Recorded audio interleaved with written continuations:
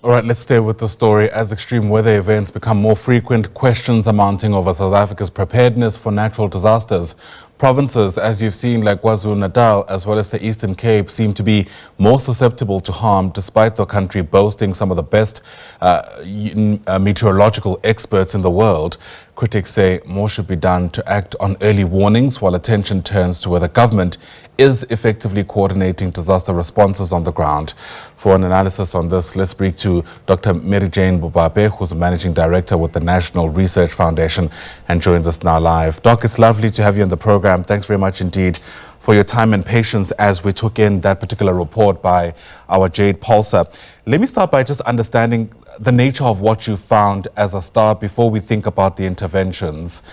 Are you finding that there are more adverse weather events in places like KwaZulu-Natal and the Eastern Cape, or is it more about how these provinces are essentially structured that results in the devastation we see? Good morning, Ayanda, and good morning to the viewers of SABC News. Thank you for the invitation to come and have this discussion.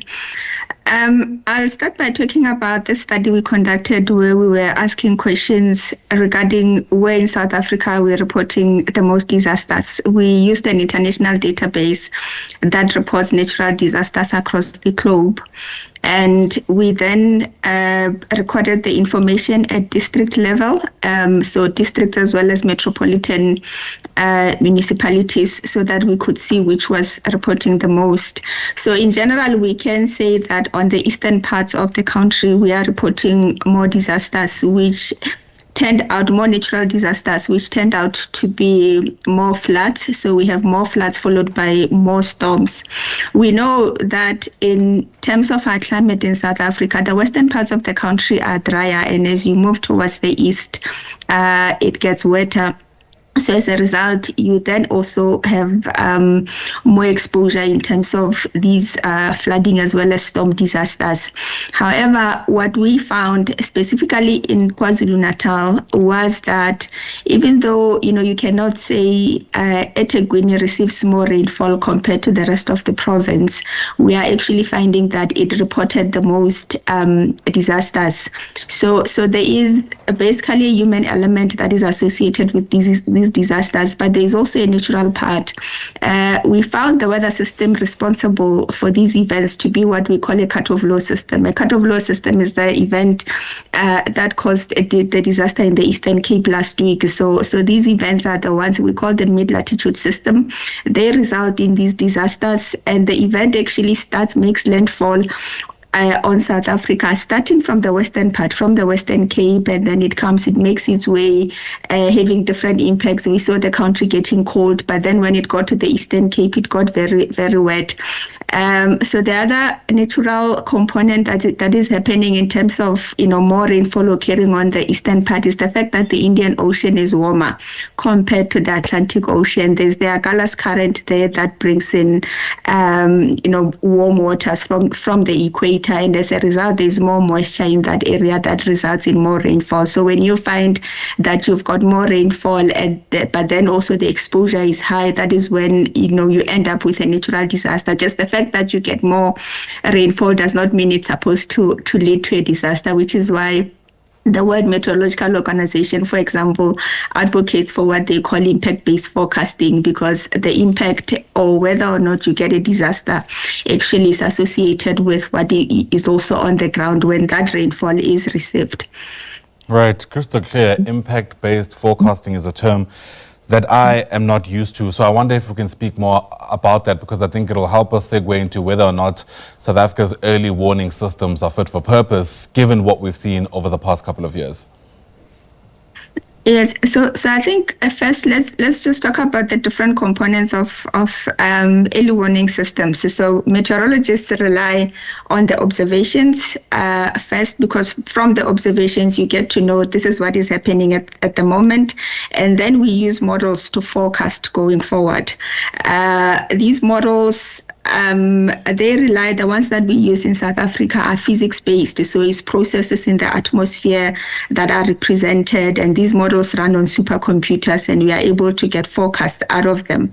So what used to happen in the past was that you will then get a simulation coming out of a model indicating maybe there'll be 50 millimeters of rainfall, or there will be 100 millimeters of rainfall, and the warnings would actually indicate what the weather is going to be. So with impact-based forecasting, the thinking is that you then talk to what the weather is going to do, and then which is why now you have basically different levels that are associated with these forecasts that are coming out, and that is something that is happening basically across the globe, because the WMO is the one that is coordinating meteorological activities, for all the different countries in the globe. So they look at what is on the ground. You look at the built areas.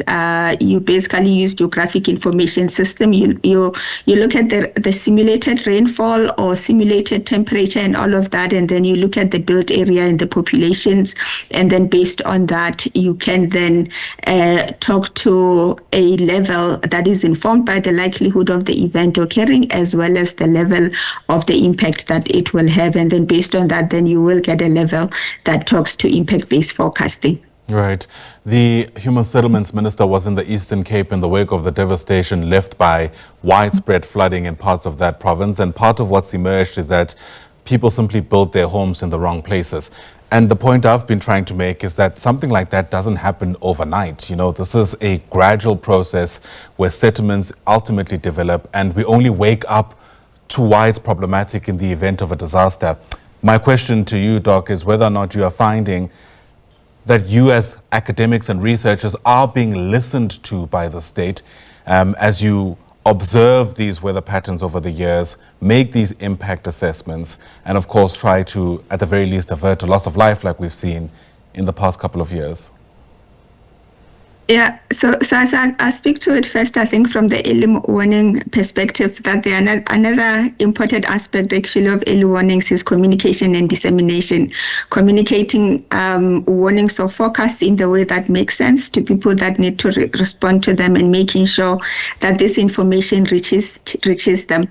So I think first, I would say we still have a challenge, I think, in South Africa with regard to the warnings themselves reaching the people that need to respond to them. I think now and then when we watch the news, we see people that have been impacted, and somebody will say, no, I was woken up and told by my neighbors because the area is flooding, because they had not seen the warnings actually that were coming out. So I think first it's just to say we need to do better, work better, maybe even with the network providers, to make sure that the warnings are adhered to. In terms of just the question of whether, let's say, the different government departments, the municipalities are listening to us, I think we need to have better communication between the scientists as well as, the municipalities. I work for the South African Environmental Observation Network, which is within the NRF. We host a system which we call the South African Risk and Vulnerability Atlas. So this is a system that's supposed to provide information to assist municipalities in terms of decision making, but we've really not made headway just in terms of reaching out to the municipalities, to get them to understand the system.